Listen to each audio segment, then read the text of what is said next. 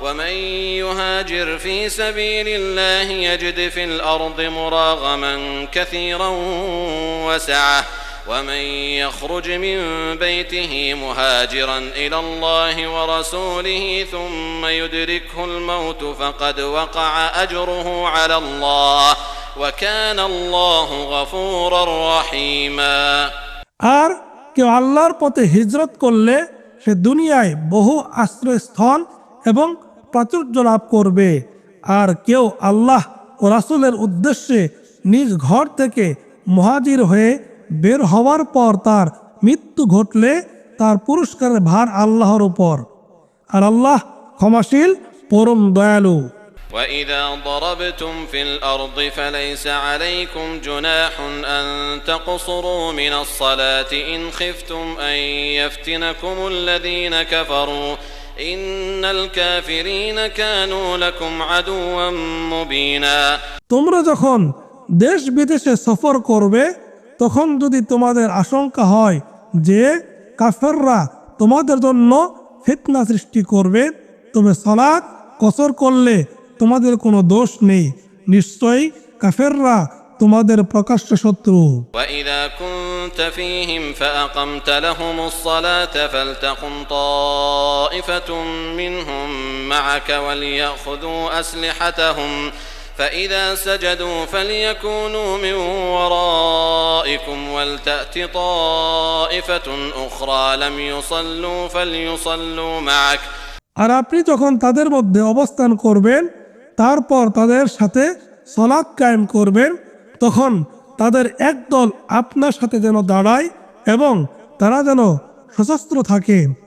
তাদের সাজদা করা হলে তারা যেন তোমাদের পিছনে অবস্থান করে, আর তারপর অপর এক দল যারা সালাতে শরিক হয়নি তারা আপনার সাথে যেন সালাতে শরিক হয় এবং তারা যেন সতর্ক ও সশস্ত্র থাকে। فليصلوا معك وليأخذوا حذرهم وأسلحتهم ود الذين كفروا لو تغفلون عن أسلحتكم وأمتعتكم فيميلون عليكم ميلة واحدة কাফেররা কামনা করে যেন তোমরা তোমাদের অস্ত্র শস্ত্র ও আবাসপত্র সম্বন্ধে অসতর্ক হও যাতে তারা তোমাদের উপর ولا جناح عليكم إن كان بكم أذى من مطر أو كنتم مرضى أن تضعوا أسلحتكم وخذوا حذركم إن الله أعد للكافرين عذابا مهينا একেবারে ঝাঁপিয়ে পড়তে পারে। যদি তোমরা বৃষ্টির জন্য কষ্ট পাও বা পীড়িত থাকো তবে তোমরা অস্ত্র রেখে দিলে তোমাদের কোনো দোষ নেই, কিন্তু তোমরা সতর্কতা অবলম্বন করবে।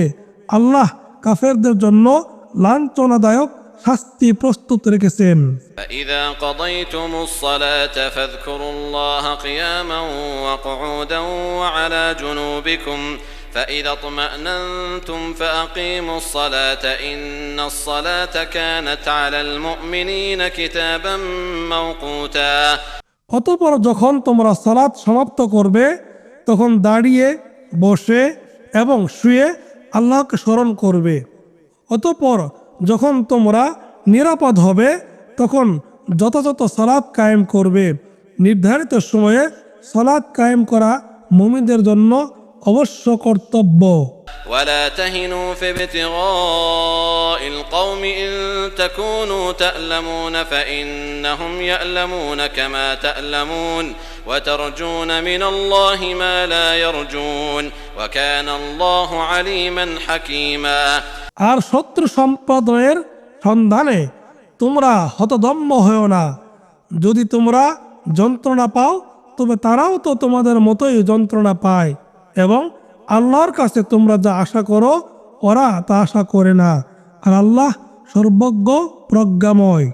إنا أنزلنا إليك الكتاب بالحق لتحكم بين الناس بما أراك الله ولا تكن للخائنين خصيما আমরা তো আপনার প্রতি সত্যসহ কিতাব নাজিল করেছি যাতে আপনি আল্লাহ আপনাকে যা জানিয়েছেন সে অনুযায়ী মানুষের মধ্যে বিচার মীমাংসা করতে পারেন। আর আপনি বিশ্বাস ভঙ্গকারীদের সমর্থনে তর্ক করবেন না। واستغفر الله إن الله كان غفورا رحيما আর আল্লাহর কাছে ক্ষমা প্রার্থনা করুন, নিশ্চয় আল্লাহ ক্ষমাশীল পরম দয়ালু। ولا تجادل عن الذين يختانون أنفسهم إن الله لا يحب من كان خوانا أثيما আর যারা নিজেদেরকে প্রতারিত করে তাদের পক্ষে বিপাদ করবেন না, নিশ্চয় আল্লাহ বিশ্বাস ভঙ্গকারী পাপীকে পছন্দ করেন না।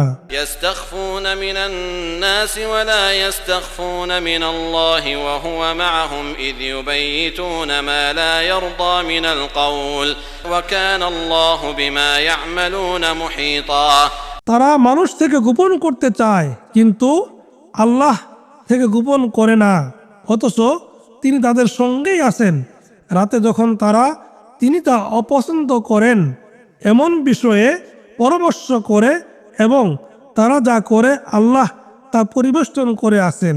ها أنتم هؤلاء جادلتم عنهم في الحياة الدنيا فمن يجادل الله عنهم يوم القيامة أم من يكون عليهم وكيلا দেখো, তোমরাই ইহজীবনে তার পক্ষে বিতর্ক করছো, কিন্তু কিয়ামতের দিন আল্লাহর সম্মুখে কে তাদের পক্ষে বিতর্ক করবে অথবা কে তাদের উকিল হবে।